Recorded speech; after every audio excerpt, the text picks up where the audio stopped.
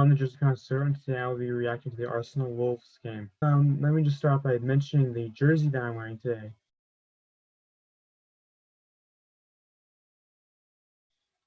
As referred to in that picture, it is the 2015-2016 home jersey, for which Arsenal finished second. And I'm wearing it as a tribute to the departure of Arsenal's longest-serving player, Mesut Ozil, as it was officially announced over the past week that he's moved to Fenerbahce. And again, all the best to him. Now let's get into this match. A very testy affair to start off, and specifically we get right into it the first minute with Bukayo Saka. Again, man's been on fire late, and they had such a great chance that went off the post. Then a few minutes later, as Arsenal kept on the pressure, it ultimately culminated in a Nicolas Pepe goal, which is very nice, and he has been on fire of late. But now let's address the elephant in the room, and that is the refereeing of Craig Possum. Now, as a referee myself, I empathize with referees, and I don't like to degrade referees because there's a lot of pressure that goes with reffing, especially at a high level like this. However, in a game like this, where there's no pressure with no fans, I feel like there wasn't consistency in some of the calls. And specifically, as we get to the end of the first half, when David Luiz tripped Willian Jose of Wolves in the penalty area, and which caused a penalty to Arsenal. Do I think the red card was warranted? He did, in the referee's defense, he did deny an obvious goal scoring opportunity, but the contact was so minimal that I think he could have gotten away with no card or at harshest the yellow. But the red card was undeserved, and I feel like David Luiz sometimes takes the blame too much, and it wasn't on his fault at all in this play. So as we push to the end of the first half, 1-1 Arsenal. I shall mention that Wolves' penalty kick was answered by Ruben Neves.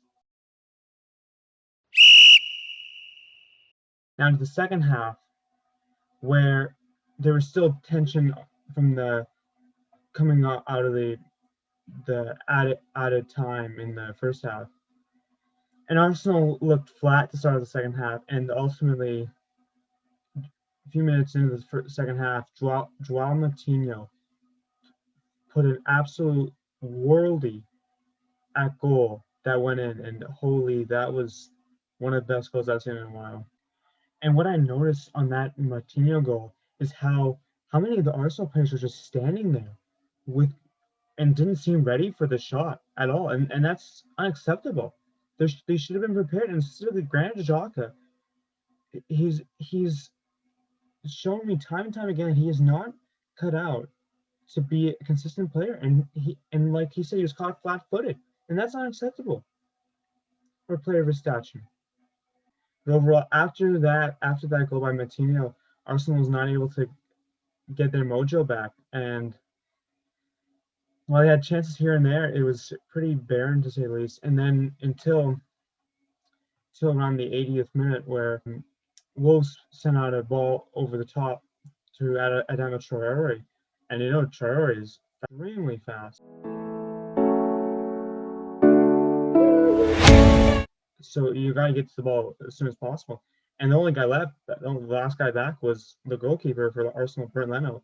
And in his attempt to get the ball, it was accidentally put into an awkward position, where the ball looked like it touched his chest. But according to the ref, he thought that it touched his hand. Now it's a very awkward angle, and it's even the angle they showed on video assistant referee VAR was inconclusive. It looked inconclusive, and as a result, I don't really agree with that red card. And specifically, he did not intend to touch the ball. he was just trying to get it out of play. Regardless, he ended up with a red card, and Burnley will miss the next match. And Runar Runarsson came in to play the rest of the game, and there's nothing left to do for Arsenal, as the final score ends up being Wolves 2, Arsenal 1. And a disappointing result to a frustrating game that could easily have been, the fate could have been changed if not for some controversial calls. But it is what it is, and I hope Arsenal learns from this game. They look good at times, but they need to learn how to be consistent over entire 90 minutes. But nonetheless, there's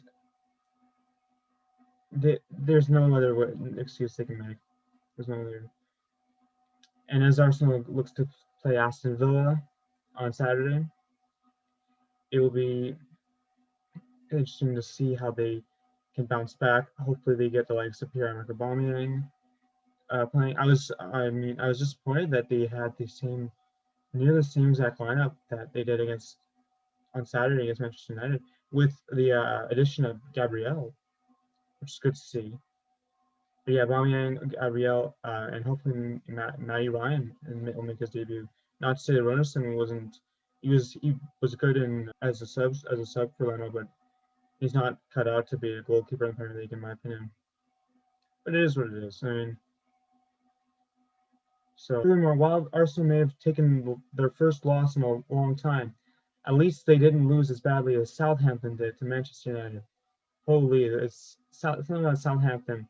They just can't seem to catch a break when it comes to losing by that scoreline. So, join me next time as I react to Arsenal Aston Villa game. As Arsenal, it's the first video I've reacted to where they've lost, so that's disappointing. Come on, you Gunners! Arrivederci.